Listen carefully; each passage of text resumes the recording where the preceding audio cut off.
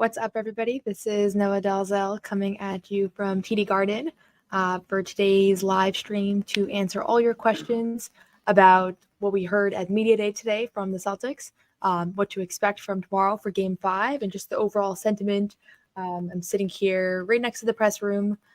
This is kind of where the photographers usually are, but nobody's here anymore. We wrapped up media a couple of hours ago, so there's just a few of us still here. Let me know if you have any trouble with my audio. Hopefully you can hear me. I'm talking into the mic and there's nobody directly around me today, so I won't have to whisper as I have been. But this is an opportunity to ask your questions. Anything, happy to answer as much as you'd like. I can go for 30 minutes today. And for those of you who don't know me, I cover the Celtics for Celtics blog and for CLNS.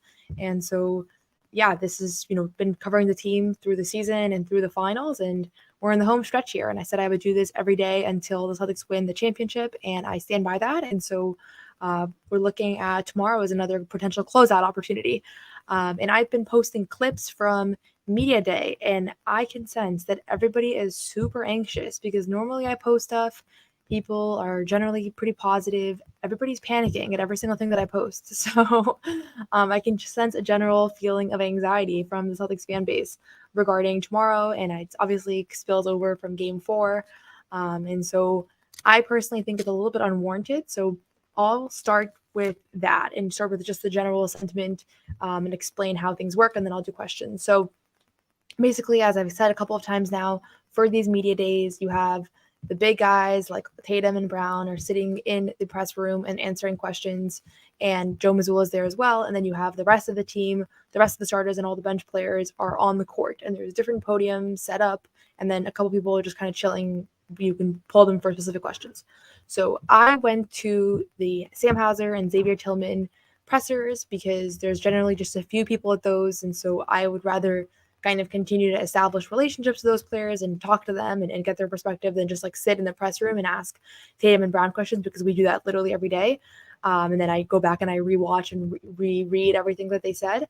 And so I posted a bunch of clips from Sam Hauser and Xavier Tillman, and everybody's freaking out at those clips because the general sentiment that they expressed, which also is what Peyton Pritchard expressed, and I think it's a general sentiment among the team right now, is that it's not a panic. It's not like tomorrow's the end all be all. It's not we have to win or we're screwed.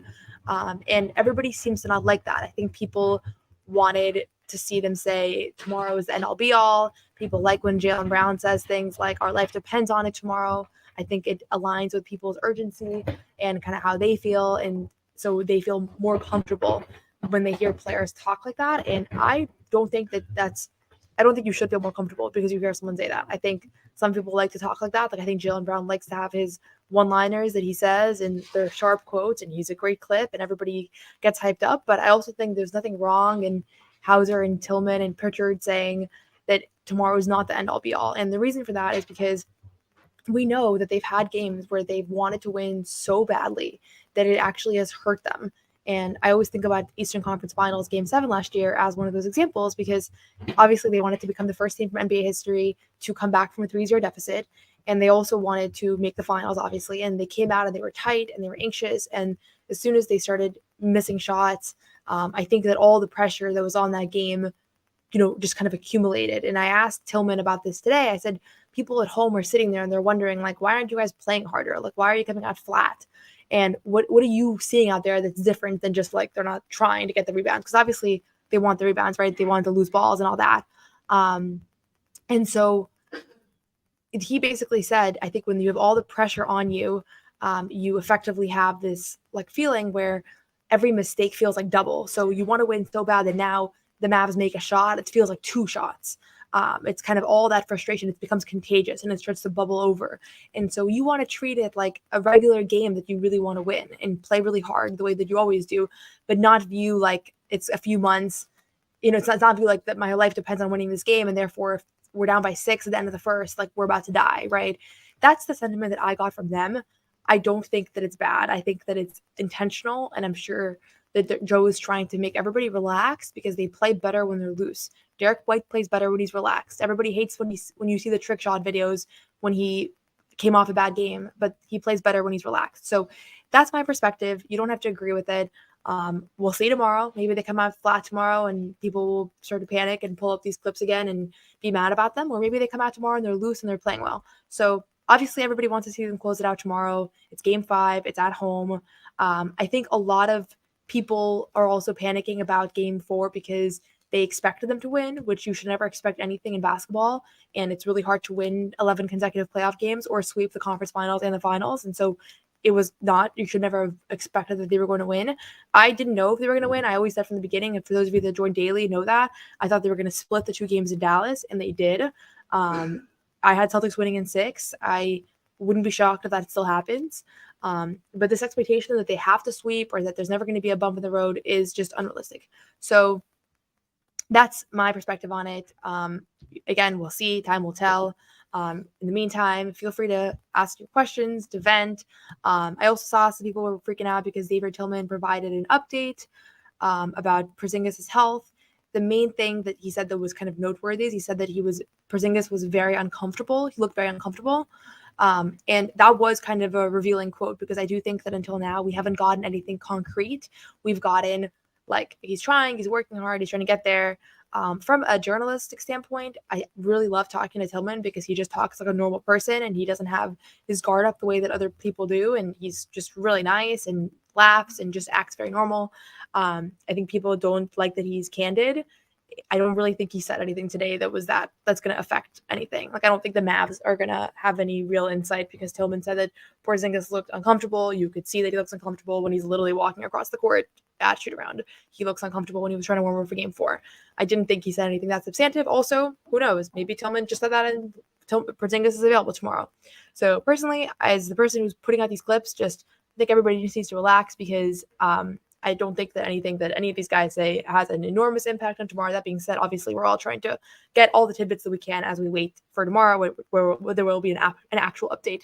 The actual game will actually tell us some things about this team. So we're a couple of days away. We're a couple of days out from, the loss on Friday. Hopefully everybody's kind of cooled down. I went live yesterday from a Connecticut Sun Dallas Wings game since I also cover the Connecticut Sun and they happened to be in Dallas at the same time as the Celtics. It was very convenient. A lot of the Sun players wore Celtics gear. I think there's a lot of partnership between those two organizations. I went live yesterday. I'll be going live again tomorrow before the game. This is a daily thing that I'm doing until they win the championship. So that's just my initial thoughts on the panic around some of these clips that have gone out of players saying they need to keep their cool. So that's my perspective. I will now go through these questions and comments and feel free to ask questions. Again, appreciate all of you. I'm seeing a lot of familiar names. I appreciate those of you that have been consistently tuning in. This was kind of a makeshift idea that I got less than 2 weeks ago to start doing this every single day. And so I really appreciate those of you that have been tuning in. And if you're not subscribed, my YouTube channel is Noa Dalzell NBA, or you can search live from the NBA Finals with my name, and then you can subscribe, comment. After the season ends, I'll do a more regular podcast, but this is just a live time thing for times like right now where people are panicking because they're on Twitter trying to assess the vibes. I can see the vibes to me felt very good, relaxed, but locked in. Everybody's locked in. I think that they realize they want to leave game 4 in the past, but also they were going to review film and kind of, get everything you can get out of that game as well. Because like Drew Holiday said after the game, you can't just toss it. There's things to learn from it. So that, I guess, answered the question from Tom Coolidge about how does the team feel about game 5. I think they feel excited, ready to go. They anticipate this is going to be a great crowd, but they also don't feel like it is the end all be all of the series. And you don't want them to feel that way because if they feel that way and then they lose tomorrow, then they're going to feel like the season's over. And you don't want them to feel that way because it's not over. You still have a 3-2 lead in the finals, right? I do think that they should win tomorrow, and I do think that it's a little bit concerning if they lose these two.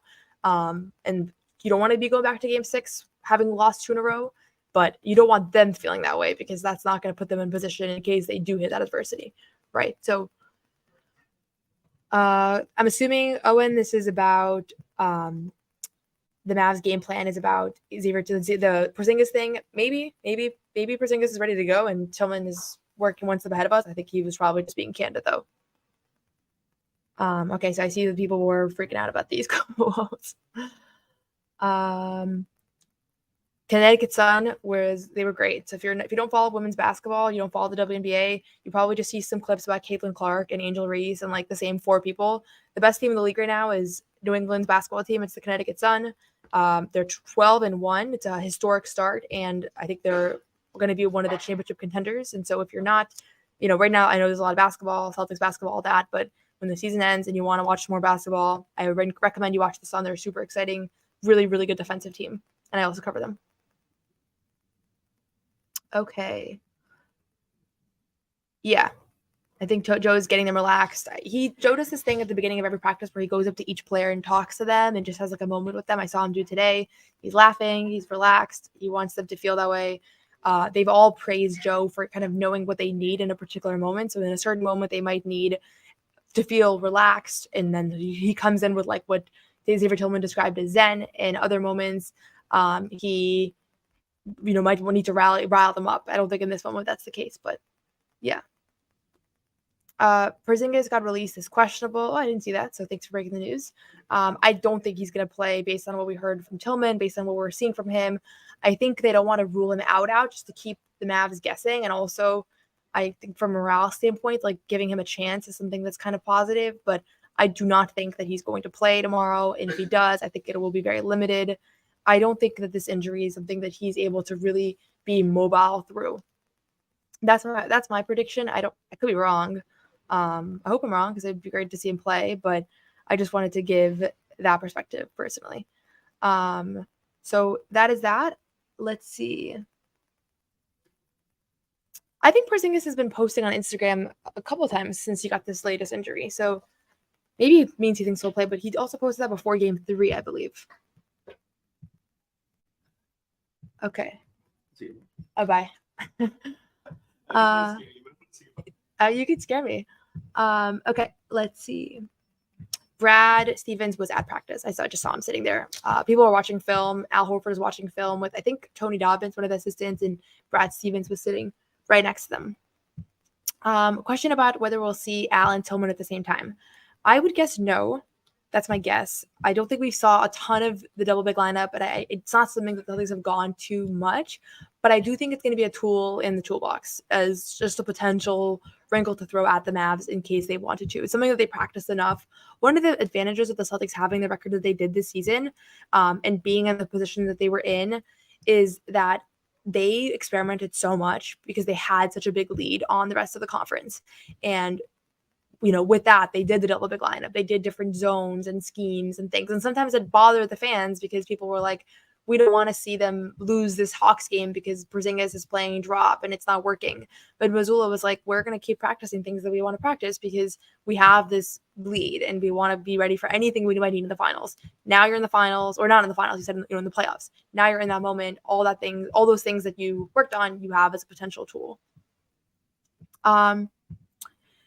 Body language and tone, I think exactly the same as we've seen.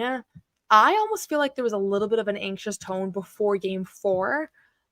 We spoke to Sam Hauser the morning of game 4 and Joe Mazzulla, and I think the problem is that the media started to write the narrative of like the Celtics won the championship before they had actually won, because obviously once you're up 3-0, your odds of winning the series are super high, so it creates this idea where like if you're a writer, you want to start pre-writing your Banner 18 book, and you want to start putting out your why the Celtics won the championship article and videos and all that, and the media team. So I think like that was the energy that the media treats it with, and I don't think the Celtics absorbed it, but you can't hide from the fact that that's the dominant storyline exiting game 3. And then there's all this anxiety and anticipation for game 4. To me, it feels like they're a little bit more relaxed now, a little bit more calm. Kind of how similar to how they were earlier in the series. Because I think they remembered that game 4 wasn't the end all be all. And so all that pressure and anticipation they entered it with, it was just another finals game. And they generally play well when it's just another game. So when you say that thing about the Celtics, about just another game, it's actually a good thing for them, because for them, they have been playing really well all year. So a normal Celtics game is a good thing.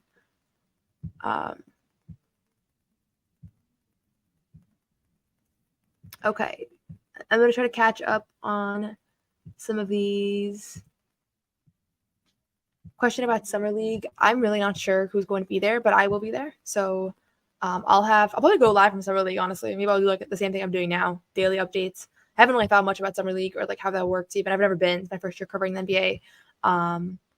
But yeah, hopefully I'm sure like Jordan Walsh will be one of the centerpieces, just being a second-year player. I don't know if we'll still see guys like J.D. Davison. Now that'll be his third summer league. I don't know if we'll still be with Boston. So we'll see. I'll have more detailed updates ahead of summer league when it's closer.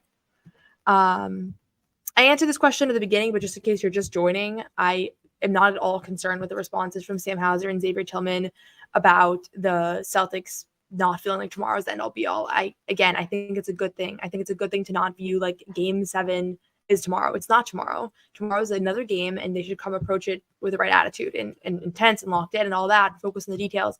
But you don't need to have like all the emotions and hype around it, because I just don't think it makes them play better. That's the reality of it.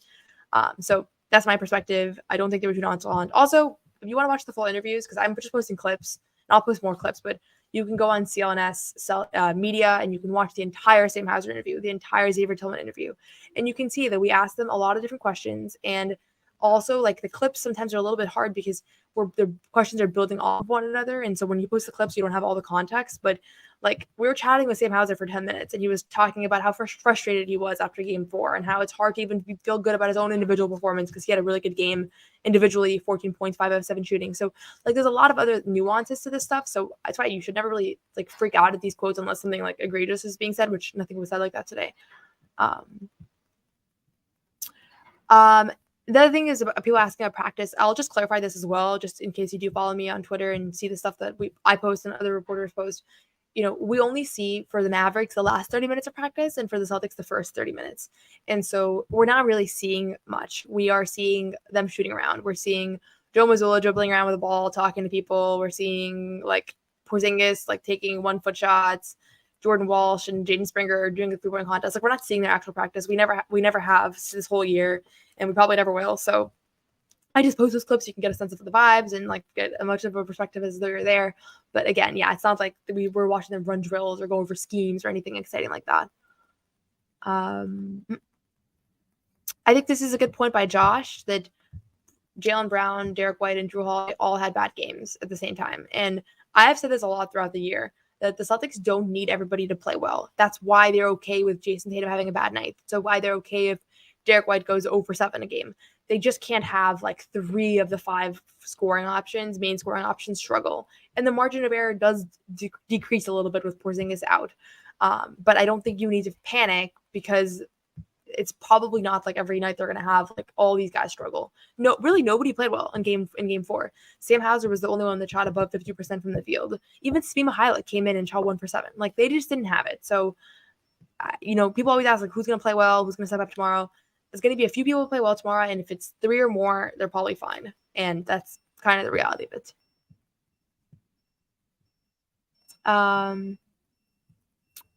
Yeah, I do think the panic is out of control, personally.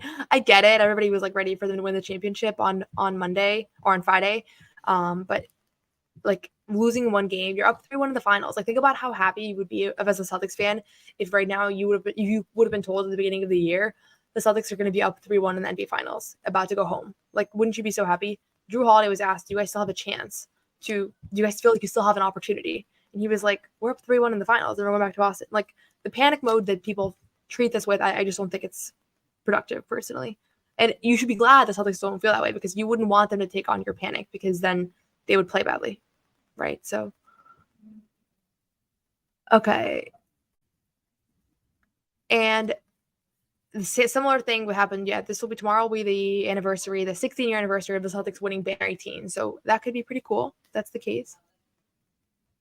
Mavs practice, I will say, they didn't have an open practice ahead of game 4. They just did a film session, and so that was pretty distinct. Like, we didn't see them at all. Literally nobody was on the court, and I do think they were more uptight throughout the series, and they seemed more relaxed today. And actually, somebody asked Kyrie or Luka about that. I can't remember, but someone asked the players about them seeming more loose, and they said, like, you guys just come in for the last end. We were super locked in. It was Kyrie, because it was a long answer.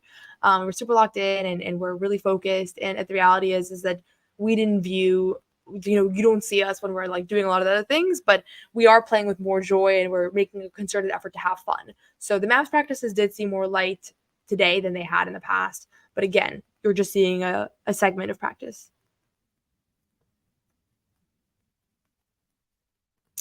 Scale of 1 to 10, how likely the Celtics are to win, I would say a 9. They're very much still favored to win. No team has ever blown a 3-0 lead. It's going to happen eventually, but I don't think this is the group. I think this group is battle tested, and they're going to be able to close this out.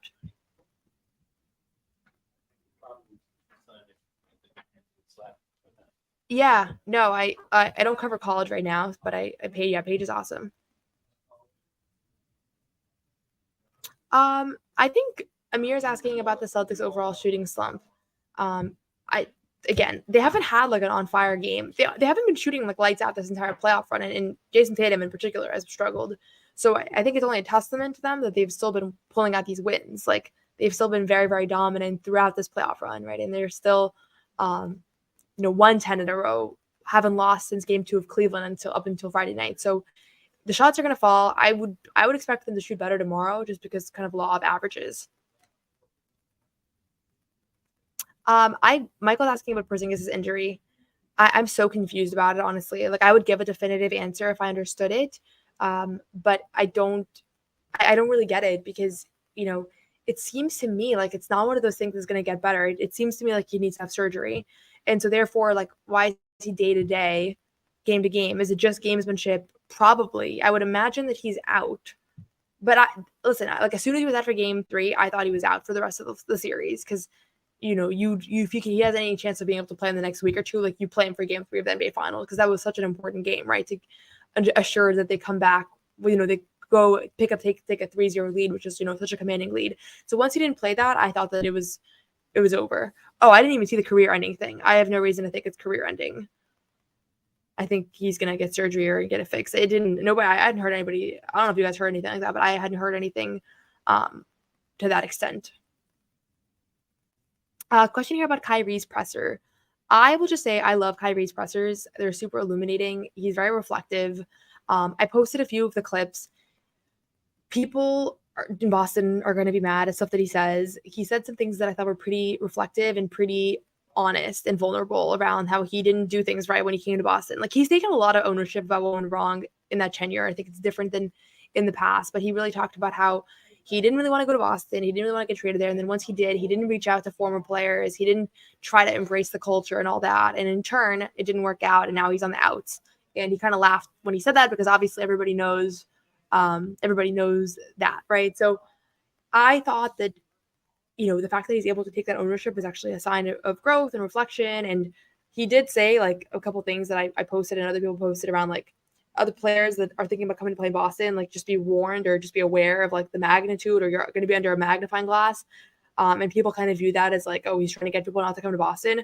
I think he's right. I think if you're someone who can't be under the magnifying glass, you shouldn't play in Boston because there are 4 times many media members here, and everybody on talk radio is going to be breaking down every single thing that you do. Like you have to have the confidence and the character and the buy-in to play for a championship organization like Boston and to play in front of this media market. And so I didn't think that you said anything unfair. I think about someone like O'Shea Brissett. He to me embodies like a player who was cut out to play Boston. He just embraces it. He embraces the culture, he embraces the pressure, the fact that he's not playing a lot. He could be somewhere where he's playing more and he didn't. And so Tatum was talking about it today. He said today, like, I don't feel pressure. I feel like unconditional support from the fan base. And so, if you feel like you're someone who can't handle it, then like better for Boston, for the Celtics, for the organization, that you don't go there either. So that's my perspective on it, at least. I would love to see Brissett in. I think that energy boards, if a team ever doesn't have energy, I think you try Brissett because that's his thing. So to me, Game 4, it's like if you don't throw him in Game 4, then when are you ever going to use him? Like that's my perspective on it, at least. I would love to see him play. I don't think he'll play. Also, it wouldn't be Brad's call; it would be Joe's. But I would love to see it. Alex is wondering about Pritchard's minutes. I do think that the lack of offensive production is a problem because that's he's not just an offensive player, but you do want to see that out of him. And in reality, like he is a liability on the size perspective. There's a couple of times where he got switched on to bigger players, he missed rebounds because of the size disparity. So I do think like if he's not able to score, then that's a problem. And he might play less minutes. Also, I just think in general they're going to be cutting down bench minutes as much as possible at this point. So. Okay. Yeah, I kind of answered the Porzingis stuff, but I don't think he's going to play. Burkin says about game 4, yeah, absolutely. Everybody got a rest, so. Yeah, good point by Daryl that if you could have said Celtics win both at home and then split in Dallas, you'd be happy with that, right? They did what they had to do, so. Yeah, Kyrie does give very long-winded answers, but you have to understand it from a reporter standpoint, like that's what you want. You want him to talk and to actually say as much as possible. A lot of times I feel like fans like don't like when people talk a lot and say, because the more you talk, the more you can put your foot in your mouth, right? Like if you do a 2-sentence answer, which is what like, I don't know, Drew Holiday does. He's very brief. Like you can Al Horford. Al Horford never gives us anything. I love Al Horford as a player, as a person. He seems great, but as far as an interview, like he's very short with his answers because he's so smart and savvy with the media, and so it makes it so that he's never. When's the last time you ever saw Al Horford be embroiled in any sort of controversy based on something that he said? He never is, right? But at the same time, he is also like not really speaking to reporters very openly, and so you can't really gain any insight from him. So I guess if you're someone who wants the players to talk as little as possible to the media, then Kyrie would be annoying. But I find it really informative. Appreciate some of these nice comments. Yes, Tatum is going to sign a contract. He'll be extended. See, Josh, I don't know about if the swelling is the factor. That's the thing. Everybody has like their own takes now, like whether it can be played on, whether I don't know, maybe Neil, you're a doctor, but I think like that's some of the challenge right now is that it's just a lot of speculation. See, Nick heard that it's a pain tolerance thing. I don't know. Answer the Pritchard stuff, but yeah, I don't think that it's like if he misses his first 2 shots, but I think if he's just seeming like a liability, then they're gonna. I mean, his minutes have gone way down from the regular season, anyways. And then yeah, like the mismatches have been tough, but again, I think he held up better in the first few games. Nobody played well in game 4, like literally nobody. And so Sam Hauser was asked about his defense today. He said obviously he went back and watched the film and things, but I think you just have to accept the fact that this was not anybody's best game. So you could say Jaylen Brown shouldn't take a lot of shots, or you could say, Drew Holiday's a bad facilitator. Like I think that you shouldn't draw too many conclusions from this game because pretty much everybody was at their worst except for like Sam Hauser on offense. And like I think O'Shea Brissett hit a couple shots when he went in towards the end. Ooh, this is a good question, Ben. Would I be more concerned if it was Al Horford missing instead of KP? I would be concerned if Al Horford was out because I would be worried that KP was going to get hurt and then they're really screwed. So I guess if I had a guarantee that Porzingis is going to stay healthy, I think he brings a little bit more to the team at this point, especially with this kind of matchup. I would rather have Porzingis out there than Al. Certain matchups, like if we're going to play like Embiid or if we're, the Celtics are going to see Giannis or something, then I'd want Al out there because I think that he's just more, he's more comfortable in those situations. But I think for this Mavs team, if I could pick one player to be available for the series, I'd pick Porzingis, but with the caveat that I need a guarantee that he's going to stay healthy because it's too risky to have Al out.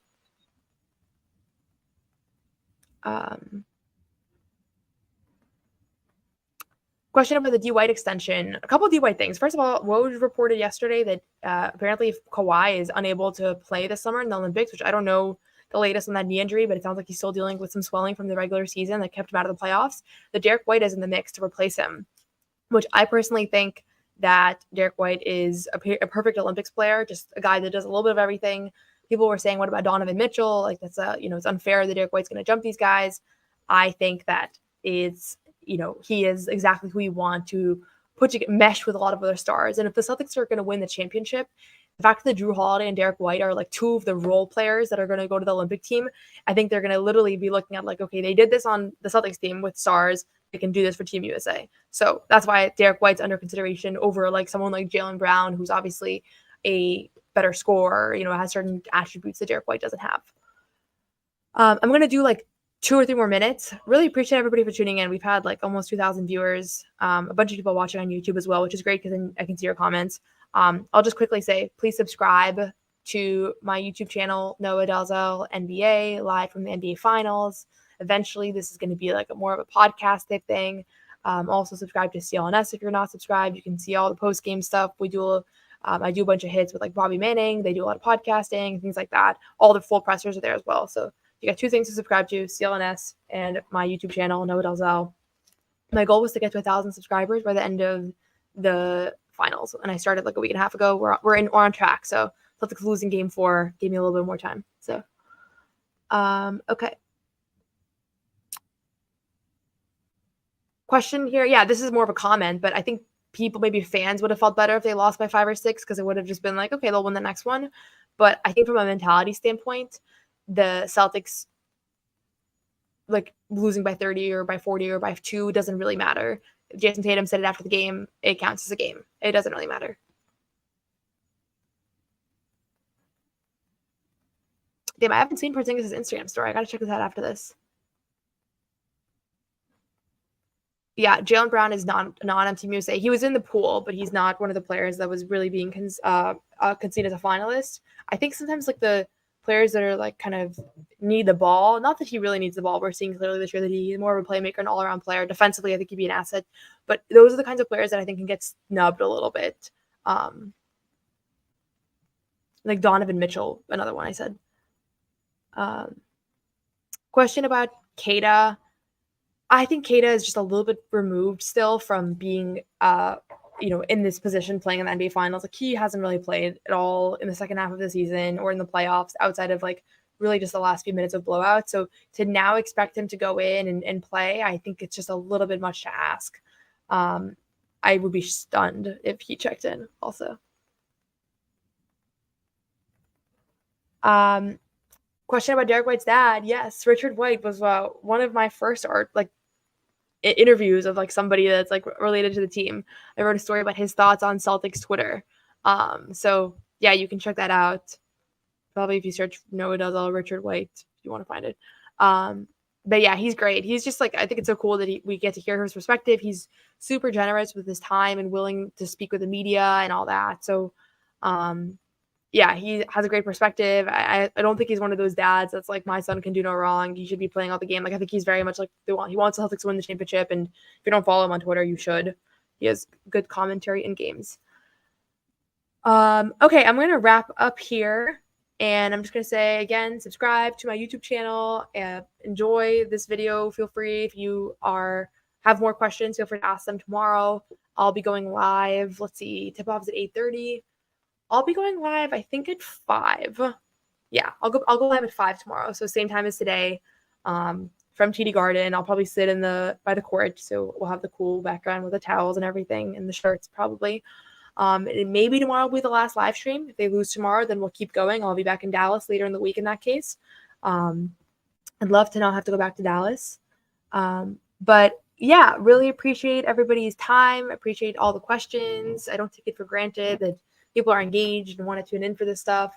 And then, yeah, CLNS is where you can find a lot of other content, my YouTube channel as well. Celtics blog is where I write, so you can read my game stories and all that there.